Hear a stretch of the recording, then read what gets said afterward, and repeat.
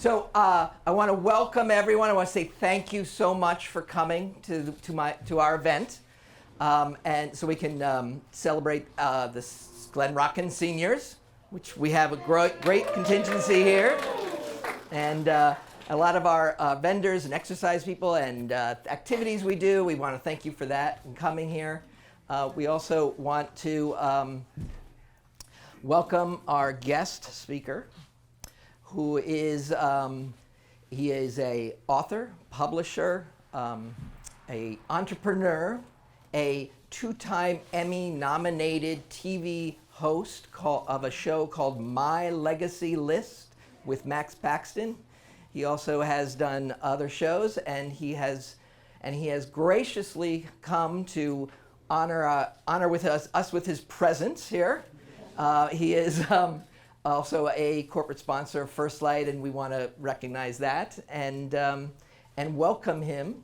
One thing about his show, My Legacy List, also just tailors very well with stories and ideas and achievements that we all kind of share and have, and that we share in home care, but also in his story. And we want to kind of make that connection and stuff, and because that's what's so important here. And we want to welcome you, Matt, for coming. All right, thank you. Thank you, man.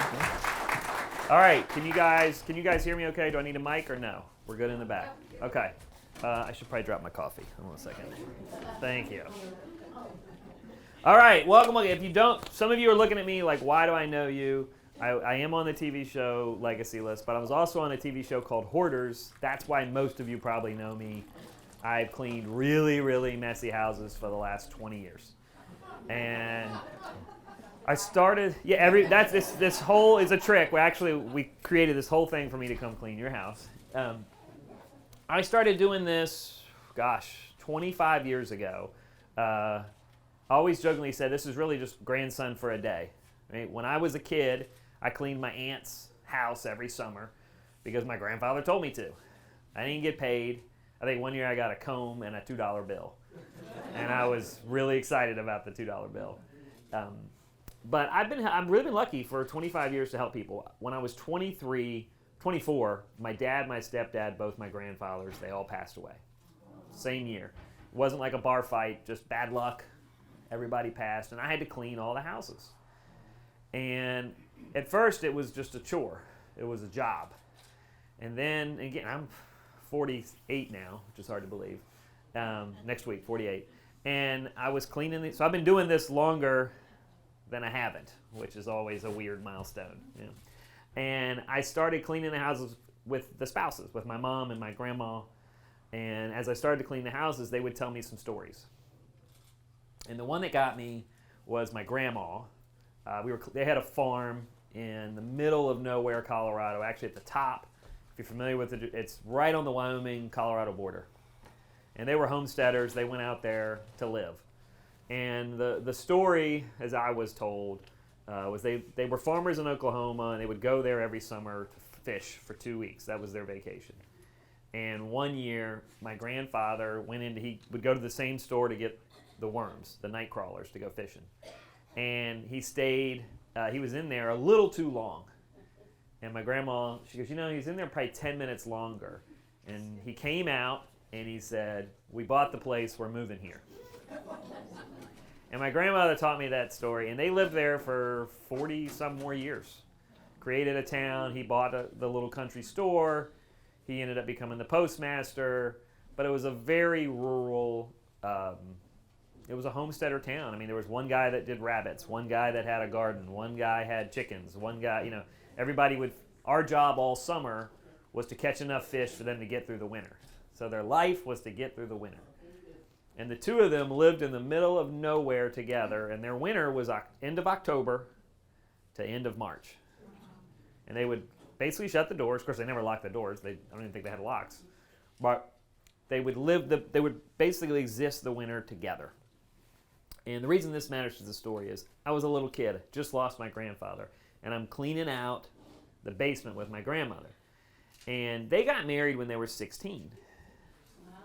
And she was really mad that she wanted to marry him at 14, but her mother wouldn't let her. And fast forward, he was 87 when he died. So they were married 72 years.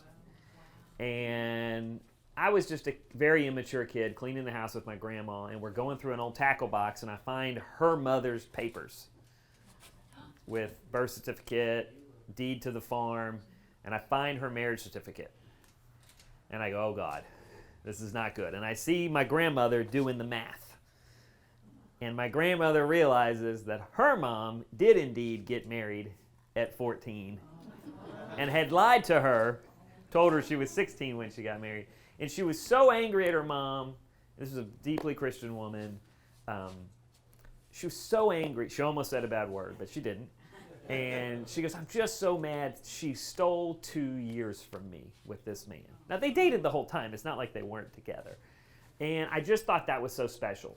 And so I saved that document. This is when I was 24 years old. I saved my great-grandmother's wedding document that I never knew this woman, but I loved this story because I found out that day that I love the stories. That's what I like about stuff. Right? So now for the last 25 years, I've been cleaning out houses. And the one thing I always settle on is the stuff. Right? The stuff is what we some of us can't even move forward with our lives because we have so much stuff, but it's not the stuff that we care about. It's the memories in the stories attached to that stuff. Right? And so for me, it was really, really important as I got older in my career, how can I help people tell these stories? Because that's why we hold on to it. And I found as we started to share these stories, it was easier to let go of the items. So the name of my TV show, as you can see it, Boyd did a really good job marketing this event, so thank you. Legacy List is the name of my show, and I think people often want to know, what is a legacy list? And a legacy list is a list of the top 5 items that matter most in your life, that tell your family story. And I always tell families, before you start downsizing, before you start cleaning out your house, whether you're moving or staying at home with help, whatever you're going to do, I want you to write out that legacy list. I want you to write out those 5 items. And then you got to share the story. Because if you don't share the story, those items don't really exist. Now, you got to tell somebody. And believe it or not, I somehow got a TV show on this concept, telling the stories. Has anyone seen Legacy List? All right, good. Some people have seen it. It's a much more positive show. If you notice, we never talk about what the items are financially worth. Because guess what? I don't care. The minute you put a financial value on it, I believe you're disrespecting the story and the people that are attached to it. If it's so valuable, if you loved your grandfather so much, why would you sell the item, right? So I said I never want to talk about money. I just want to talk about the emotional value when we go through this list. For me, I think my favorite item, this is my ring, my dad's ring. He gave it to me the night that he died, and he had cancer. He had 3. My dad actually had a really cool way to die. He found out, he thought he was having a heart attack. We took him to the hospital, and they said, no, man, you got cancer. You got like 3 to 5 weeks. That's it. Sounds awful, but for my dad, that's wonderful. He was not a fighter. He would not have been able to really fight for 3 to 5 years where you hear people. So my dad did what he did best, was he threw a party. He threw his own funeral, literally, and he got to hear all the stories. And people came up all night for about 4 hours. There was definitely some whiskey involved. And they told stories about my dad. And he got to sit up there on the throne and hear all the amazing stories about him. And then he was sick for about another week. And then he knew that night. He said, hey, I don't think I'm going to make it. I think this is it. And he said, everything you'd want to hear as a son. He gave me this ring. And sure enough, he died that night. So why does this ring mean so much? I'll tell you the story on the ring. It's a Tiffany's ring, that Tiffany's, the retailer. My dad was in advertising. If you know anyone in advertising, it can be a really good business or it can be a really bad business. And it was both for us. We would be rich and poor in the same year. My dad would buy a fancy car and then sell it by Christmas. Right? It was just a very chaotic life. And when my mom and my dad got divorced, my dad sold his house. He moved into an apartment across the street from us, and because he wanted to still be around us. And it was really actually kind of special. And he was broke. He had not paid my mom any money. It was very challenging. And my dad somehow convinced Tiffany's to let him do their catalog in his apartment. He was quite a good salesman. And so he finally had a way out. He had gotten, there's seats up front if you want, or in the back. You're good. Okay. And so my dad had convinced Tiffany's, hey, we're going to do this catalog. And they're like, great. And so he fixed it. He solved his problem. He was going to get paid. And he did the whole catalog, called in all of his favors, made a beautiful Tiffany's catalog. And when it got time to wrap it up and get paid, he had fallen in love with this ring. And he goes, instead of paying me, why don't we just trade? I'll keep the ring. You guys are good. Not the answer as my mom wanted to hear, obviously. What I love about that story is that's my dad. My dad was just wild, right? He would do whatever he thought at the time. But it also reminds me to always get paid. As an entrepreneur, that's important. So I wear this ring everywhere I go. Until last week, I was in Cincinnati for work, and we were at a Tony's Steakhouse, a really good steakhouse down in the suburbs of Cincinnati, and I was eating. I'd been told the burger was the best meal there is. This is last week. So I took my ring off because it was such a good burger. It was really juicy, and it was dripping everywhere. And I took this ring off, put it down so I could eat the burger. The next morning I look around, where's my ring? Don't worry, I found it obviously. But I didn't know that Wednesday morning. And I was devastated. I called the hotel, I called the restaurant. They're like, we looked everywhere, we can't find it. I went through I unpacked all my bags, I went through the office, I did it, and I was like, oh my gosh, I've lost my dad's ring. And I have dreams of, I've told this story to millions of people. It's in my book. I tell my sons about it. I have 6 sons, by the way. 7 kids, 6 boys, 9 to 14, 17-year-old girl. And so all my boys know about this ring. They're all planning on wearing it at some point in their life. And I lost it over a cheeseburger. And I was really, really upset, honestly. And my flight was at 7. I needed to leave my office at about 4:30 to make my flight. And at 4:15, the phone rings. And it's the manager of Tony's Steakhouse. This is not an ad for Tony's, but it should be. And he goes, you were so upset about that ring. I went outside to look just to make sure.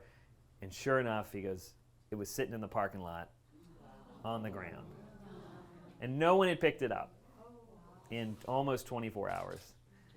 And luckily, I was like, I'll be there in 5 minutes. I drive over, and he's like, I want to show you where it was so you don't think anyone took it. And it was literally right where my car was. Clearly, I had dropped it walking out of there. So this whole thing is a commercial for Tony's Steakhouse. If you're ever in Cincinnati, this ring has lives, just like a cat. All right, and every story that adds to it, it makes that item bigger, and it makes that lore even bigger. Right? And I came home, first thing I did was tell my sons this story. And I was like, guys, I lost the ring. And I put it in my pocket so I could build the story up more. Right? And I build the ring and build the stories and build the stories. And to me, that's what matters. Because when I'm gone, the ring will be here. But it's not about the ring. It's about the story. Right? If you tell the stories, man, you live on forever. And that was my dad's biggest goal, was to live forever. That's not possible. But my sons, I have 6 boys, they never met my dad. But they can tell you every story about my dad and my grandpa because they know the legacy list. Right? So to fast forward now, and this is really important, we're going to share. There are people here today, right, that are ready to share some stories. Is that true? Okay, we've got some here. And you might have some that weren't even planning on it. We've got space for that. We want you to share your stories. Is this a loud train or is this a... I live right on train tracks, so I'm used to this. Yeah. I'm going to tell one more story just to kind of prove our point here, and then we'll get into it. I had a lady, if you've seen Legacy List, the very first episode, there was a lady named Linus. This is probably my favorite story. Even when I filmed the show, I was still figuring out my theories on a legacy list and how important is it. And I was cleaning out the house. She had a caregiver. She was ready to move into senior living, an independent senior living. And so it was her mom. It was Miss Lennis, who was like 75, probably 78. Yeah. She's still young. Yes, very young. Yeah. So she was 78, let's say that. And her adult daughter, and then her like 19-year-old granddaughter, who is at William & Mary College. You might know it's a very good university in Williamsburg, Virginia. So very smart young girl. And I'm flipping through pictures, and I find a picture of a very beautiful woman. And this always happens when you clean houses. We have this thing called hot grandma. You always find a picture of grandma when she's 18 and she's wearing a skirt that's really too short for your grandma to be wearing, and she's beautiful. And we always yell, "Hot grandma!" and we hold the picture up. And we want to hear the story. It sounds sexist. It's not. It's really fun. I promise. So I go, "Hi grandma, is that you, Linda?" She's like, "Yeah." And then the granddaughter says, "That's not Grandpa." Who is that man? And Lennis gets a huge smile, and she just goes, "Oh, that's Armando." And then she flips the picture over, and I'm like, no, I want to hear about Armando. It was a really good-looking man in uniform. And she goes, "Oh, well, my first year teaching at MIT, Armando was my lover." And then she flips the picture again, and I go, no, we want to know about Armando. And she goes, "Well, he was the Spanish professor." She goes, "I was an adjunct professor." She goes, "In fact, I was the first female adjunct professor at MIT." And she starts to tell the story of how they met. They had this torrid love affair. It was actually an awesome story. And she goes, "He was very handsome." She goes, "He's still very handsome. I looked him up on Facebook just the other day." And she goes, "I've thought about calling him." And the grandmother, the daughter is just kind of like not surprised, but in shock. And the granddaughter goes, "Wait a minute. You were the first female professor at MIT? Wow, that's incredible." The picture of Armando is how her granddaughter found out how related they were. A young girl at William & Mary, one of the top 20 colleges in the country, finds out her grandmother. She goes, "I thought you were just a student." And she goes, "Oh no, I was the first woman to teach there." Because we took time to tell the stories. Right? And it's one reason I partner with FirstLight. It's what reason Boyd and I we've not done this event before. We were going to test it here because we really want to see if people enjoy telling their stories. From a caregiver's perspective, we do have time. Right? We have time to tell the stories. We need someone to listen. And so we're going to practice today. We're going to practice a few people coming up and sharing their stories. Is anybody interested? We can put a chair up here. I'm going to interview you basically almost like a...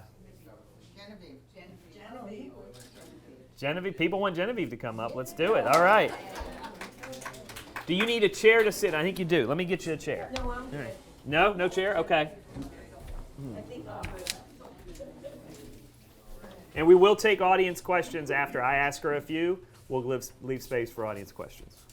Okay. Am I okay to go down for her? Okay. Yes. Okay. This is what I created. All right, hold on a second. I'm going to get you a microphone. I sculpted. Okay, hold on a second. I'm going to get a microphone for you. Test. And then I'll be able... All right, here we go. Back over here. I got you. Okay, tell me your name. My name is Genevieve Policano. Okay, Miss Genevieve, what am I looking at? A doll that I I'm gonna give you sculpted. All right. A doll that I sculpted about 28. All right, put Oh, that I'm up a little sorry. higher. There we go. About 28 years ago. Okay, so she sculpted this about 28 years ago. Yes. And my background, I'm a girl from Brooklyn. So I was fortunate to have two great school teachers that told my mother that I really should go to an art school. And my mother listened to them and sent me to art school, which I had to travel an hour or two and an hour back. But it was a great, all right, it was a great 4 years. I had the best time, met so many different people, all different races, nationalities, religions. And to me, it was such a learning experience besides doing art. And I was fortunate enough to take up dress designing. Then my parents, I went to FIT. But in your last semester in FIT, you worked 5 weeks, and you went to school 5 weeks. And that's when I knew I couldn't really work in the industry. That was not for me. But I also got married very young. And but sewing and other things came into play. And it wasn't until years later when I moved to Glen Rock, and I did many things along the way. I think Sarah has a plaque that I made her in first grade. She went to school with my daughter. And that's what I did. But I went from carving to folk art, painted on furniture, and designing kitchens. And that's when I stumbled on doing dolls. There was a woman in town that did porcelain dolls. But this gentleman was coming in from Oregon and he was going to give a 2-day seminar. And he had one video on this clay from Germany. And I said, I'll buy that video. And that's what started a whole different career. I opened a shop and I sold them for 7 years. And the thing I used to be amazed at, anybody that came in the shop never said, could you do better? They would say, can I pay you on time? But it was, so everything came into play. The dress designing, the body, and you don't know what you're gonna do later in life, but I didn't start it until I was about 55. That's when I started to do it, and then I said, you know what? The kids all finished college. It was my time to do something. And I was very fortunate to have a husband that said, do it. Encouraged me to do everything. And that's why I've gotten to this point. But I was there for 7 years. And I don't want to tell you some of the prices. I couldn't afford me. That's a good thing. Yeah. But that was, I had one young man, he must have been about 27, came in the shop and he saw this one Santa scene I had. And I didn't want to sell it, so I put $1,000 on it. And he said to me, my father owns a gift shop. He will have never seen anything like it. Can I pay you $100 a month? And I said, yes, it's yours. 15 years later, he sees me in Trader Joe's, comes running over and hugs me, and he says, my father kept it out 24/7. So it did go to someone who really did love it and appreciate it. So it made me happy. I have a picture of it, that's about it. Okay. All right. I love everything about this. Oh my gosh, this is amazing. All right, can you stay for like 2 more minutes? I'm gonna ask you a few questions. Okay. What advice would you give people that are thinking about doing something new in their life? Oh, you're never too old to do something new. And it's good because it keeps your mind going. That's just like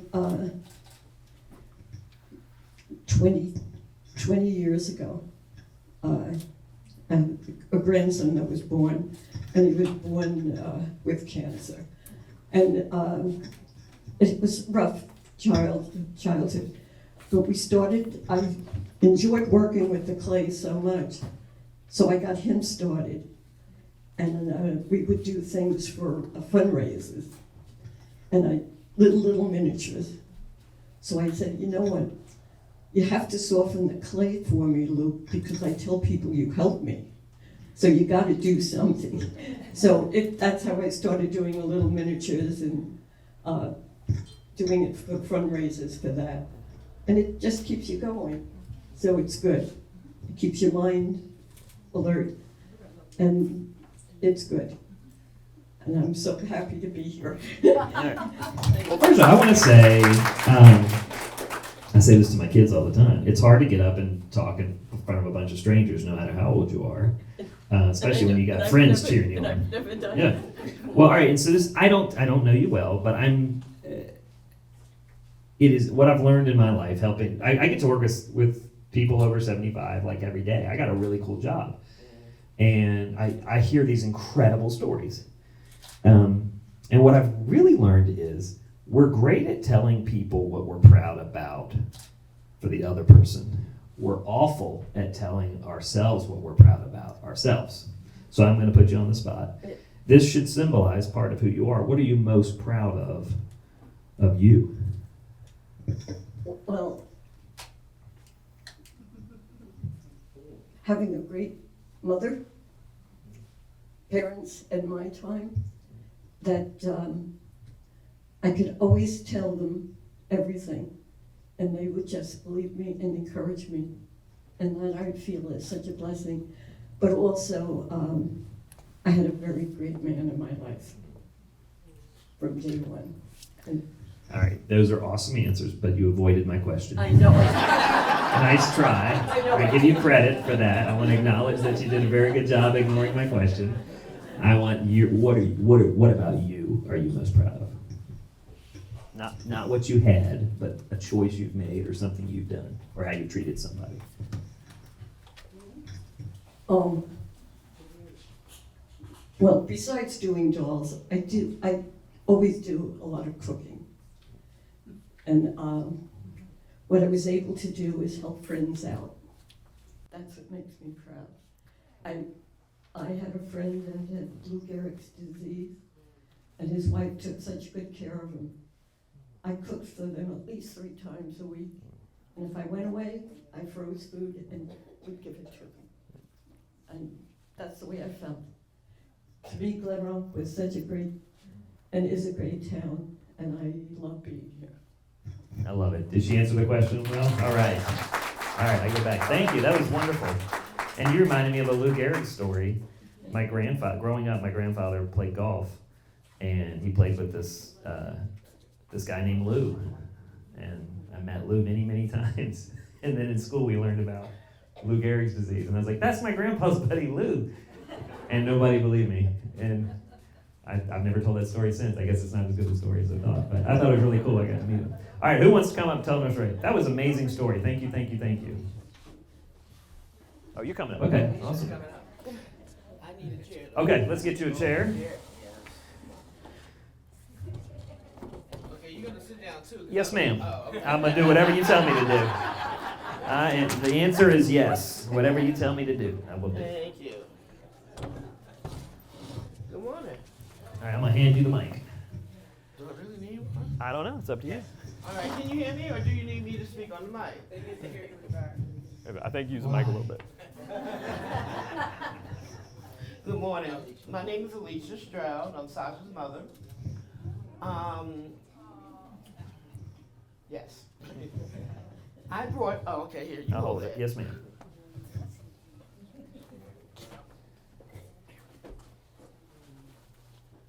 This is a General Electric I'm gonna hold organ. it.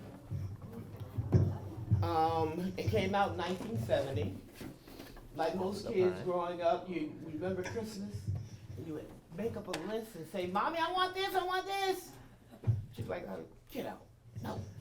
She got it for me for Christmas in 1970. I don't know why I held on to it for so long, but I did. I was musically inclined. I didn't get lessons. So I moved from this to a violin. I took lessons for the violin, and I still held on to this. To this day, I have this and the violin. My whole family is musically inclined. My mother sings, my sister sings and dances. My daughter, the multitask professional, she sings, she dances, she plays the piano by ear. She started playing this piano at 4 years old. We went to church and she started playing at the weekday choir rehearsal. It still plays. All keys still play. And she plays it every now and then. What else? All right, do I get to ask questions? No. I'm a little nervous. Why? Yeah. All right, what is this? First of all, how many generations have played this instrument? 3. 3. Okay, I love that. I held it for my daughter for her to play with, but she played on it a couple of times. Like I said, when we went to choir rehearsal at church, she jumped on the piano and started playing that. So this was just null and void. So I just started up and put it up for later. So how many people, and this is a real question, how many people have gotten to hear music that originated here?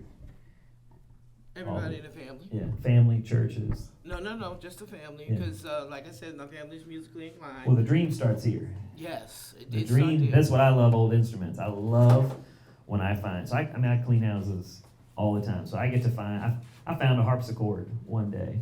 And I played piano for about 20 years, which sounds like a start in your family, right? But I played piano, and my mom played piano. In fact, people don't know this, I actually played organ. I was a substitute church organist in college, because it was really good money. I would get, in the 90s, I would get $200 a week to play the organ, which was amazing.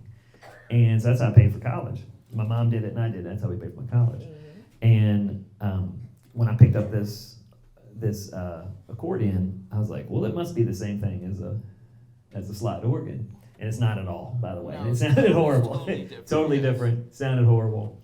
But it was really fun. And then she said, oh, that's how my grandfather actually paid for us to live in a house in New York. He would run around and play the harpsichord. So I always loved the thought of, okay, an instrument, it might be, I actually love the simplicity of this, right? It's so simple. And as you get older, man, this simpler is just better. And I think how many people have heard music through church, through parties, through whether it be family gatherings, how many people have been inspired by women that touch the keys of this instrument? Well, most of it, my mom, I started with my mother. I would play for her. What little I did know. But the real inspiration came later when my daughter picked up and started playing by ear. And we didn't really realize she was paying attention like that. She picked up and started playing it, and ever since then, like on Sunday, because we have Sunday dinners together twice a month. Still To this Still day. do family dinners this together. day. I love it. When she was growing up, we impressionable, she would play while we were having dinner or fixing dinner, and we would sing gospel songs or whatever it is that we wanted to sing at that time. She would play by ear. My kids are now 9 to 17, so most of them are just starting to do cool stuff, right? Until really about 3 years ago, it was just me taking care of them, right? And now my kids, we're at that next phase where we interact. Right. And one of my boys picking up guitar, and he's practicing a lot. And I although I did that, I know my mom was very. By the way, it's a shame you're not proud of your daughter. Oh, really? Yeah. I am extremely proud. proud of my daughter. As you should be. Yes. What things about your kid do you love that this instilled? What characteristics do you love that this instrument, that this item instilled? That has brought the family together so close. It's something we all can take part of. One plays, one sings, one messes up, screams, sings the wrong note. It just brought a lot of family together, our family together, and to this day we're still together, all 4 of us. It's my mother, my sister, my daughter, and myself. All right, you got something to say? You mind if I add to that Yeah, a little bit? please. I don't need the mic.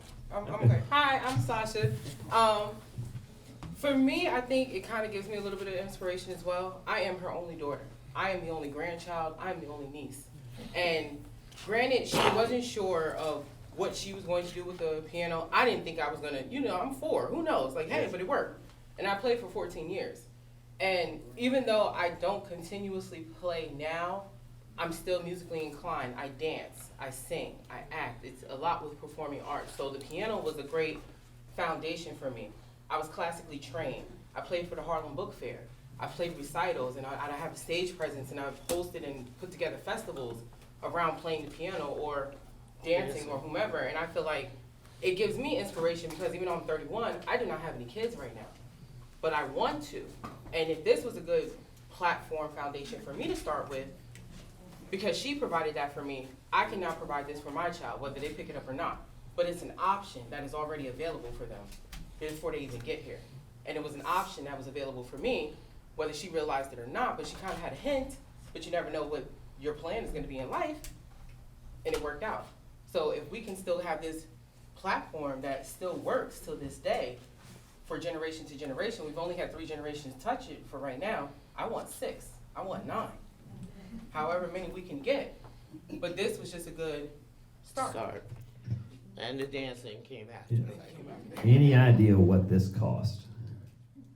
Not a clue. Yeah, doesn't matter, does it? It's No. It's priceless. 3 going on 10 generations. Yes. This is pretty cool. I love it. Hey, thank you for sharing your story. Thank you. Want me to carry it over there for you? You got it. Does anybody else want to come up and share a story? First of all, are we liking this? Are y'all enjoying hearing the stories? Okay. I do this every day just in people's attics and people's basements. And I think it's fascinating. I think let's just stay seated. Is that all right? Okay. All right, come on up. Oh, wow. All right, I'm going to hold it up for you, and I'll let you introduce yourself and tell me what I'm looking at. This is a World War II Oh, tell us who pillow you are slip first. Tell us who you are first. from my great uncle. No, hold up. Tell us who you are. What's your name? My name is Sheila. Okay. My mother's family had 5 children, and in World War II, the first 2 boys were drafted. About 2 years later, the youngest child was drafted, and my parents were hysterical, and my grandparents, and they wrote a letter to the President of the United States saying, please don't take my last child. About a month later, he was drafted. They got a letter from the president, unfortunately I don't have it, saying, we can't undraft him, but we will promise you that he will not go overseas. So he wound up in North Carolina, and the only words I remember, because he would have been about 110, 115 by this time, barrage balloons. That's the only words I remember. This is not barrage balloons. I don't know where this came from, but he was stationed down in North Carolina for several years, and thank God all 3 uncles came back safe.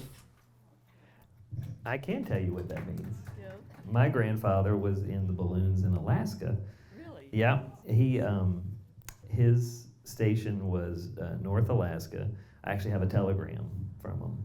I found it in that same box I was telling you guys about earlier. I found my grandfather was a farmer, hardworking man. They didn't really, money wasn't really a part of their life. It was more trade where they lived. You trade chickens for rabbits and turnips. I mean, it was all trade. And I found when he was 18, a telegram to his sister, and it said, "Life is good in Alaska. Send money." And it was the only time I ever heard him ask for money, because he would never do that. But what I found out, men that did a lot of service time, they don't talk about it, is what I found. And so I found out about it at his funeral. And they were in the balloons, and they would, just like the politician famously said in a funny way 10 years ago, you could see Russia apparently from Alaska, and they would go up in the balloons, and they would look across in their binoculars, and then they'd come back down and report it. And that's what my grandfather did. But you would have, in North Carolina, you'd be near the coast, most likely. Was he out in the Outer Banks, or was he in, do you know where your grandfather was stationed? No, Okay, so a lot of those guys would have been stationed in Wilmington. I don't remember anything. Well, I'm lucky enough to pick all this up secondhand. I'm not a very learned guy. I get to hear a lot of stories. But Wilmington was a big base, and what they would do is the boats, the continental shelf is so close to shore there. That's why all the fish is so good there. That's why they have tuna, believe it or not, there. They would go up in balloons. There was a lot of balloons there. And so my hunch is they were shooting balloons, is what that probably means. Because if he was artillery, that means they got to keep the promise. He never left the U.S. Yeah. But this man was artillery. I mean, this is an artillery flag, both by color and by design. This is really cool. This is the kind of thing I love to do more research on, because you can really, and it's funny, I've gotten really involved with like Ancestry.com, and I've gotten to talk to a lot of different museums. This is a really special, all these items are special, but to still have this is really, because this flew somewhere. I mean, it wasn't in the air, but this has been out for display for a long time. This is really nice. This is really, really nice. And I was told not to clean it. No, oh my God, don't clean it. No. There were some stains. Yeah, let's just say that's dye, but it's probably not. Yeah, never clean this. Don't put water near it. I mean, it should stay on, like, out on wood. And don't fold it when you're storing it. If you're going to store something like this, you want to roll it. You don't want to fold it.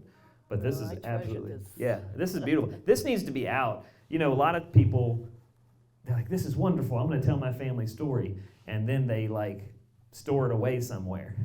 Right. Man, get rid of your china. Nobody's coming to use your china anymore. And turn that china chest into a display case for your legacy list items where everybody can see it. And I didn't mean to offend anybody on the China topic, but that is a very difficult conversation in my field. That's the kind of thing that needs to be seen. Hey, thank you. Let's hear a round of applause for her. Y'all are really good at avoiding questions. I like it. Anybody else want to come up, share anything? All right, come on up.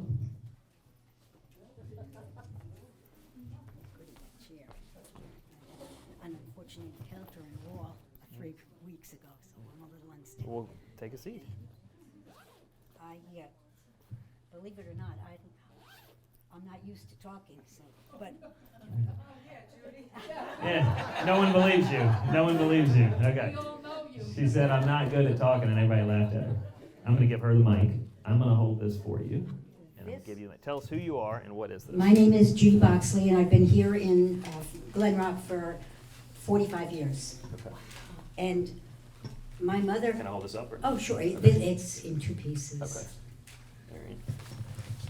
I had never seen this before, and my mother came to live with us back in 1978. And when she died 25 years ago, I found this. And it's a hedge cross brought from Ireland by one of our ancestors, perhaps some 200 years old. Now, of course, I don't know, but I'm so thrilled that I have it, and I'll pass it on to one of my children.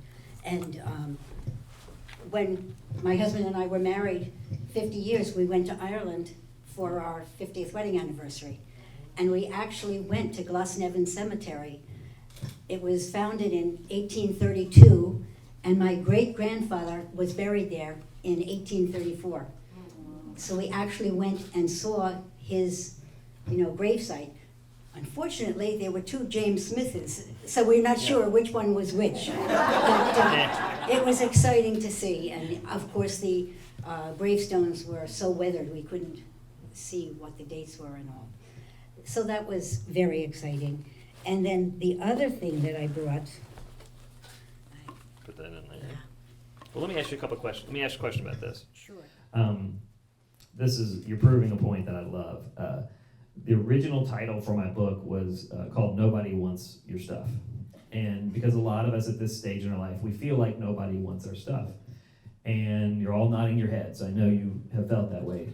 Well, I can prove to you, I promise you, it's not that. It's they don't want that stuff. They don't want the stuff you want to give them. They do want other stuff. I tell families all the time, they may not want your china cabinet, but bring them into your closet and let your granddaughter go shopping in your closet and start telling the stories of the fur coats. By the way, fur coats are way back in.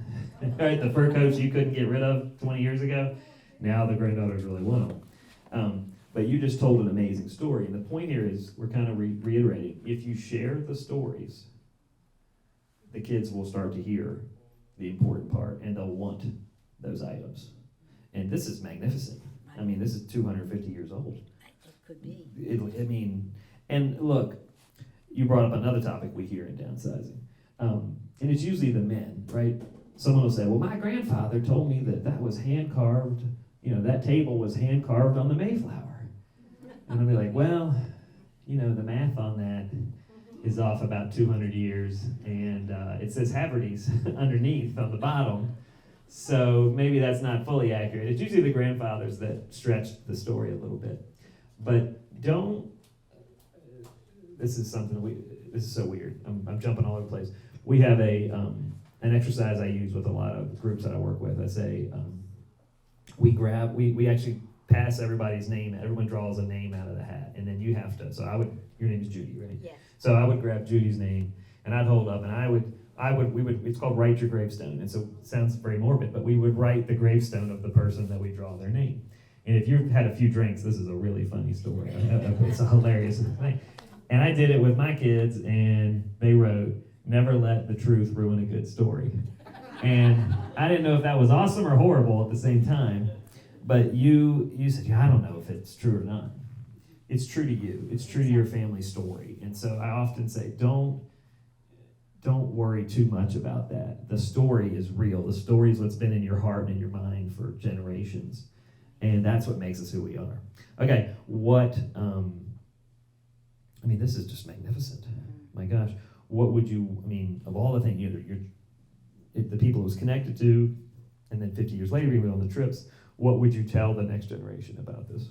That so much history has gone into this one item, and all the things that have happened in Ireland, I don't know half of them, but it was so exciting to go there and to see, what had come before us, and it made me more proud to be an Irish person. And I will gladly give it to my children. And one of them has been to Ireland, went last year, so it'll be exciting, and I think it'll stay within the family forever. I'm at a point now where my sons are starting to be on my cleanup crew, which is really, really cool. And they work with men that have worked with me for 20 years. And last summer, we actually found one of the old signs, "No Irish Allowed." And it was just a sign in someone's basement, but I had to then say, oh yeah, no buddy, this was a real thing. He's like, really? And it was a whole part of history he didn't even know existed. Yeah. It's amazing. It's really amazing. So it's amazing. The word stepping stone is what keeps coming up as we talk. So many of these items are stepping stones to incredible stories. And again, I'm beating a drum here, but if you share these stories, by the way, everyone up here is told maybe a 3 to 4 minute story. That's it. It doesn't take weeks to tell these stories. All we're doing here is show and tell, right? This is adult show and tell. And it's awesome. And we have an audience. And I think it's really, really important to remember, most of us think that we're not good storytellers, and we think that our stuff's not interesting. Is everyone else here, I'm assuming, because I know the answer here, are you interested in whoever's sitting up here sharing their story, is it interesting to you? Yes. And I think this is a cool town where people are close, but a lot of times we don't know everyone in the room. And it's really important to remember, even strangers find your stuff interesting. And so I really encourage, especially in a building, in this annex, in this building like this, what an opportunity to share these stories. Because we'll all go home, we've learned something, it's been interesting. Yeah. Right. All right, I'm talking too much. I'm going to let you share the next item. Oh, now I really want to see this. Yeah. All right. This I love because I've actually used it, and it's been at least 3, possibly 4 generations, because Tell us what it is. it's an opera glasses. Opera glasses. With mother of pearl, and my grandfather loved Gilbert and Sullivan, so I'm sure that he went and saw them use the opera glasses, and I know my mother's generation did, and I did, and hopefully my children's generation will. And it still actually works. I've Yep. taken them to the theater, and it's still in good condition. It was, I believe, made by Reed and Barton, which is a silversmith from New York City, and both my mother and my father grew up in the city. And I would love to be living in the city, much as I love Glen Rock, but can't afford it, Okay, now this is an interesting situation, because I don't like to talk about financial value, but sometimes our emotionally valuable items do also have financial value. This is a magnificent piece, so much that I don't want to touch it, because I don't want to drop it. It actually works. It works. It's in an incredible shape. I cannot stress, she has the original, and the reason I'm telling you this is a lot of people want to ask me, well, what if I do want to sell it? What if I do want to get rid of it? Don't get rid of that. But if you wanted to, that's in magnificent shape because it has the original bag, it has the retail store hand sewed in tag, it has all the original brass ornament on it. The mother of pearl is in wonderful shape, and it's weathered. And they call that patina. If you ever hear that word patina, it's weathered. It's been dropped a few times. I myself also. Yeah, but that is a magnificent piece. All the things that if you were ever going to sell something, they have everything you need to sell it. But please don't sell that. No. Yeah, it's a wonderful It's already piece. endowed Yeah. to my granddaughter. Okay, so the granddaughter already wants it, which is great. And think of the shows that they'll go on to see. Yes. I mean, oh my gosh. I live in Atlanta, and we flew up. I flew my oldest son. I think Broadway is really important for kids to see. And so I always bring one kid each year to a Broadway show. And so he wanted to see Wolverine in The Music Man. And that's Hugh Jackman. But to him, it's Wolverine from a movie. But I got to take my son to see a good Broadway show. And he was like, I think on the way home, we were in New York City. We got to fly. We actually flew to D.C. and then we took the train. I think there's something magical about taking the train into New York City for the first time you see New York City. And so I wanted to produce that moment for him. And sure enough, we're coming through Jersey. He sees, I'm like, that's New York on your right. And he got really excited. And then when he walked out of the station, looking around, it was almost, like a TV show. It was really cool. But on the way home, he said, Dad, I think I'm going to take my son to see a show in New York. And I was like, oh, that's what life's about, So I just think, here we are. Oh, I'll shake your hand. I was pointing at this, but I love it. I love these stories. Trying to get rid of me. No. Well, if you've got more stories, I think we all want to hear them. Are we good? All right. Does anyone else have anything else they want to share? Okay, come on up. Hey, thank you, Judy. Thank you so much. Wonderful stories. Okay, we're going to stand on this one. No. Good afternoon. My name is Skip, and I've lived in Glen Rock. Hold on a second. I'm going to give you this just because we're recording. Okay. Hey, good afternoon. My name is Skip. I've lived in Glen Rock since 1999, and I love this town. I wore my special Woodstock T-shirt. It's not original because I was there originally in 1969, and I remember about 30% of it. And it's not because of age; it's because of. Anyway, what I'm here to talk about. And I was really there. I was 19 years old. And to answer your question, the 5 most important things to me are my 4 kids and my wife. Yeah. So, and that's kind of what I'm leading into this. After I retired my career, I started doing a lot of scuba diving around the world. And this piece of 8, you can't see it, but this is very special to me. This was minted. So tell us what it is first. Yes, it's a silver piece of 8, which is the coins that the Spanish used to use. And in 401 years ago, Spain ran the whole world, and they had all the silver mines in Peru, and they used.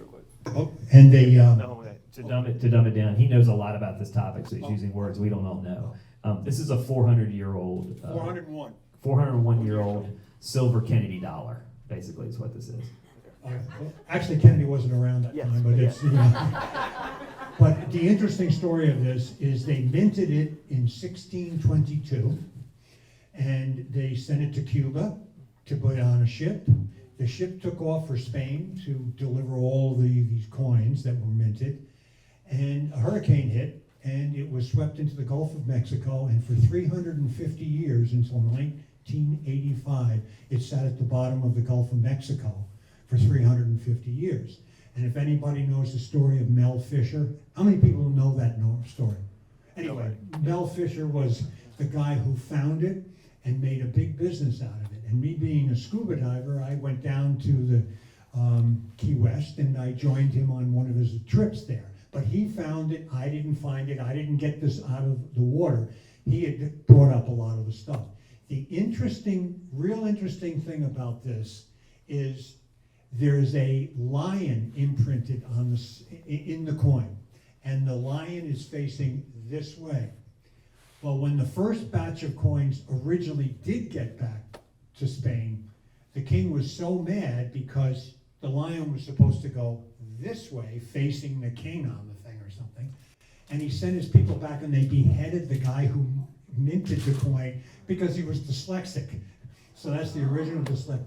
And my family knows all about my love of scuba diving, and half my family scuba dives, and this is a great thing to pass on to them as well as other things. So that's my story, and I'm sticking to it. All right, don't go anywhere. I got questions for you now.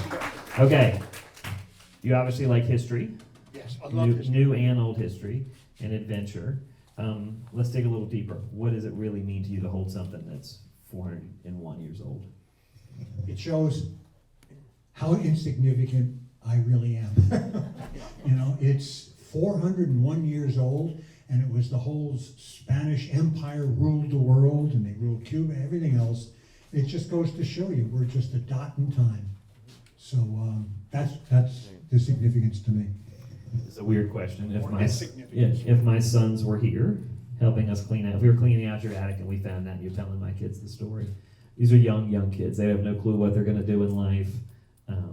I think one wants to be a video game programmer, and one wants to be Elvis. He really likes music. What do you want to tell kids, young kids, grandkids? What do you want to tell kids about the cool stuff you found and the adventures you've gotten to do? Well, a lot of it deals with scuba diving. Those of you that know Pearl Harbor, well, just about everybody does. I scuba dived the ship that sits at the bottom of the Bikini Atoll when they did the atomic testing, and in there, the ship was the Nagato, and that's where Yamamoto picked up the phone and said, "Tora, Tora, Tora, start the attack." And I got a picture of me doing that. It's these kinds of things, but the message I want to give to them is treat people with dignity and respect them and let them tell their story and you tell yours. I love it. I don't think I should say anything after that. I think that's good. All right, anything else you want to say? Thank you, dude. I appreciate it. Thank you. Does anyone else have anything they want to share? Or have any questions of any kind? Yes, ma'am. Okay, come on up. I think we got time for one or two more. And then we'll have time for questions if we have any.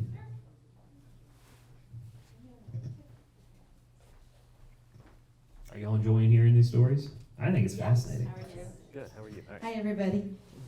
This is, I'm Eileen Kahn. I'm in the Glen Rock Chamber. I live in Fairlawn, but I grew up in Glen Rock on Central Avenue. But when I was a little girl, my parents took me to the first movie I ever saw, and it was Cinderella. And I saw the mice, and I fell in love with little things. If it was little, it was great. And that has run my life. So this is, it looks like an ashtray, and maybe we can leave it on the side, people can look at it, with a little paper boy who's holding a newspaper, and I guess it's brass, I don't know what the base is. At my grandmother's house in Patterson, it sat on the mantle. And I was a little girl, I couldn't even reach the mantle, but it was little, and it was like a little boy, and he's got a very Art Deco face. I think he's probably 100 years old. And all I wanted was that. I had to have that. And when we would go there for holidays and there were presents being given out, all I wanted was that. I didn't care what was in the wrapping paper. So eventually, when it was time to look for things, I found that and I said, now I'm happy. And not to bury the lead, I love little things. And that's what life is about. It's the little things that make a difference.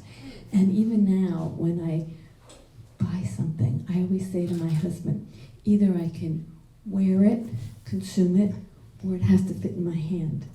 So this way there's not so much stuff to get rid of, but my house is full of teeny tiny things. So just as a funny story, I just saw online from Japan these miniature books. They are miniature pop-up books, and you make them yourselves. And I just got some sent to me from Japan, wrapped in Japanese newspaper, and I will go blind putting them together, but it's so teeny, it's so precious. All right, I got questions. I love this. This is beautiful. It's That's a stone. it might be jade. It's low quality jade. I Yes. think it actually is jade because it's really soft. Yeah. It's not. I think it's jade. I think it's like, I mean, If you look at the that's like saying But low. see how Yeah, old that's that like is. saying really low quality gold. It's still gold. I mean, jade is very nice. It's this really is cool. I love how deco it. Yeah, yeah. I mean, this is 50s, man. I love it. Maybe even 20s. 20s. Yeah, it's beautiful. Whose was it? My grandfather. Okay. My mother. Tell me about that relationship. Like, what is so great about this? So- About this? So it's very interesting. My grandfather was born in the United States. His grave is over on Midland Park, in Midland Avenue, and it was very unusual. But my great grandfather came over, so they've lived in Patterson their whole lives, and we would go there every single week. My father would come, but my mother said, "Take the kids to Grandma," and then we would be left in the house to wander around and eat candy from the candy drawer. They had these little sugar cubes. Remember, you guys, the sugar cubes that had the little icing on the top? And I never understood this till way later, that if you put that sugar cube in a cup of tea, the flour would float to the top, which, I just ate the whole damn thing. But going to my grandparents was such a special thing because they had so many old things, and they were in this country for extra generations, and some, Jewish families were. They came in 1899. My grandfather was born here in the United States, so that's kind of unusual.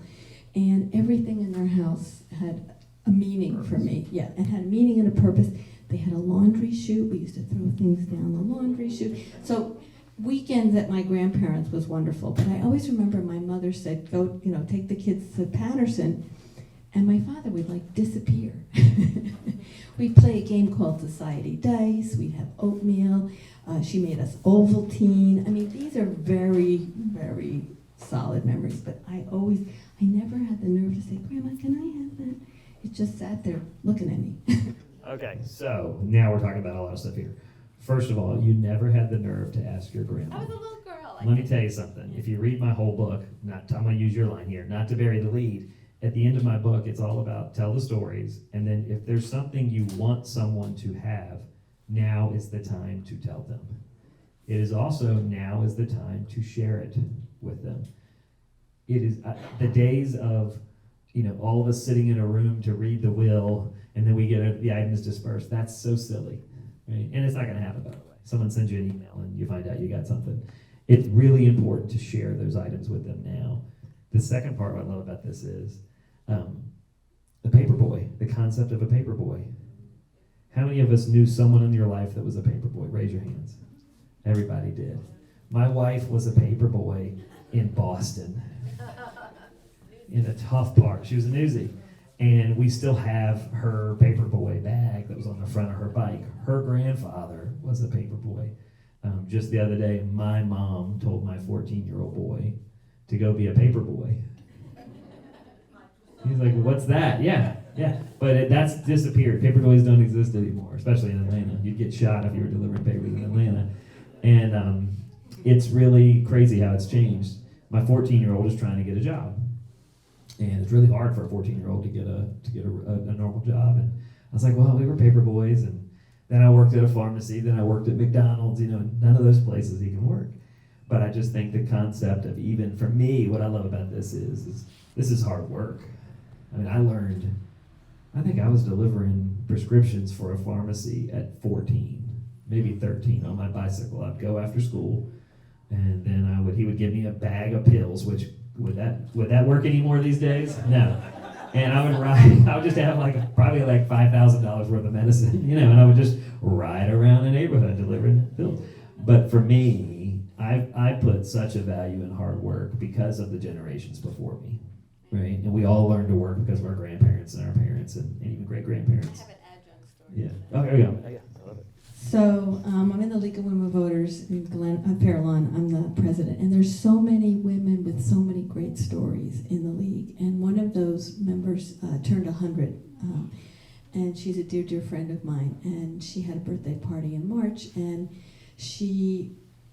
when she was 80, she gave away a lot of jewelry. And when she was 90, she gave more jewelry away. So at her 100th birthday party, we wrote some things for her to say, and she said, Those of you that have my jewelry, I would like it back. So if you do give something away, careful. You might still be wanting it. That is a really good story. I will tell you, once you give something away, it's no longer yours. I get a lot of mothers that say, well, you can have the table, but it has to go in this room or that room, and they try to direct where it goes. This is wonderful. I love it. I'm going to give it back to you. I don't want to drop but it. if anybody wants to see it, I'm here, and it's so teeny that I think your theme is exactly right. It's the small things that matter. It's the small stories. I think let's leave it at that. Hey, thank you. Guys, I think we did a good job. I hope, did everybody enjoy it? Did you enjoy hearing the stories? Boyd, I know you feel the same way. I hope that this can be an ongoing thing in the community. Wonderful. Yeah, this was fantastic. And yes, I was a paper boy. This is fantastic. I love it. I think it was a wonderful talk, and everyone got to share, and I believe everyone, I got a lot of good feedback, so we'll continue on. And thank you. Let's We say have one other thing. thank you. We have one other thing, I believe, correct? Another item? Yeah, come on up. Yes. I am Kimbrough Taylor from FirstLight Home Care at Corporate, but we wanted to make sure that we were able to congratulate and thank Boyd for 10 years at FirstLight Glen Rock. Clearly, by this event today, such a wonderful part of this community, and we just thank you so much for everything that you do. We have a whole bunch of balloons and things. We'll take some photos afterwards. But thank you again for everything that you do, and thank you all for being here and supporting this wonderful event. So thank you.